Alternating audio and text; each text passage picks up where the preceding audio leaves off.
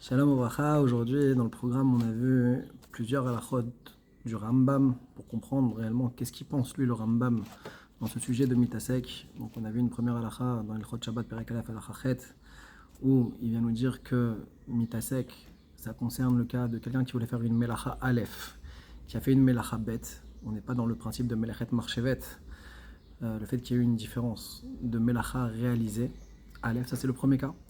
Deuxième cas qu'on a vu, c'est également quand il voulait faire un issour léger, comme par exemple lancer dans le Carmélite, qui est un issour des Rabbanan, et finalement il est lancé dans le Shtarabim, à plus forte raison que dans ce cas-là aussi, on sera appelé Mitasek, puisqu'il n'a pas pensé faire une gravité d'issour aussi importante, même si l'action est la même. Et le troisième cas qui rapporte, c'est l'Efirava, le cas de Khatar et Tatalouche, il voulait couper quelque chose qui était déjà détaché du sol, il s'avère que ce n'était pas détaché mais que c'était rattaché au sol.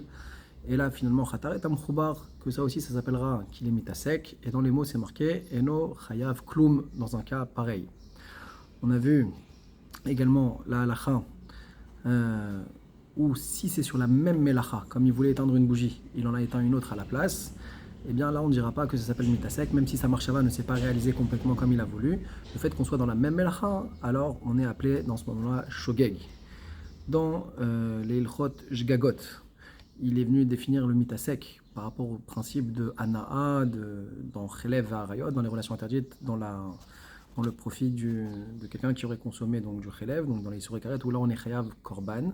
Alors comme on a déjà expliqué dans les shurim précédents, c'est que ce que la Torah elle apporte de l'importance ici, c'est le fait qu'il y ait eu un profit, c'est-à-dire la résultante de l'action et qu'il y ait eu un profit, et c'est ça qui est condamné dans la Torah, et donc on est appelé Shogeg, et on sera donc Chayav Khatat. Par contre, il dit étonnamment que si on est dans le cadre du Shabbat et qu'on a été Magbiya et Tatalouche Vechatar et Tamchoubar, alors on n'est pas tour. C'est étonnant, pourquoi? Parce que ici c'est la définition d'après Abaye. Ça nous laisserait comprendre, à tort, que peut-être le Rambam il tranche comme Abaye, alors qu'on a vu que dans les Ilchot Shabbat il tranche comme Rava. Ça va être la question que va poster d'ailleurs le Kesef Mishneh. Le Kesef Mishneh va répondre qu'ici il ne faut pas déduire du Rambam dans les Ilchot Gagot que ça veut dire qu'il est posé comme Abaye, parce que pas du tout, la halakha elle est comme Rava. C'est simplement, il t'a donné un exemple, c'est que c'est l'Avdavka. Pour conclure, on a vu également le Lechem Mishneh qui vient nous dire que véritablement le Rambam, le fait qu'il ait utilisé le terme de Eno Chayav Klum, il n'a pas dit Patour. S'il avait dit Patour, ça aurait été, on aurait compris Patour Avalassour qui aurait eu un sourd des Rabbanan. Le fait qu'ils disent que Eno Chayav Klum, il n'est Chayav de rien, surtout il n'y a aucun Issour, il n'y a pas eu de Issour qui a été commis, ça nous laisse entendre que le Mitasek n'a rien à se reprocher.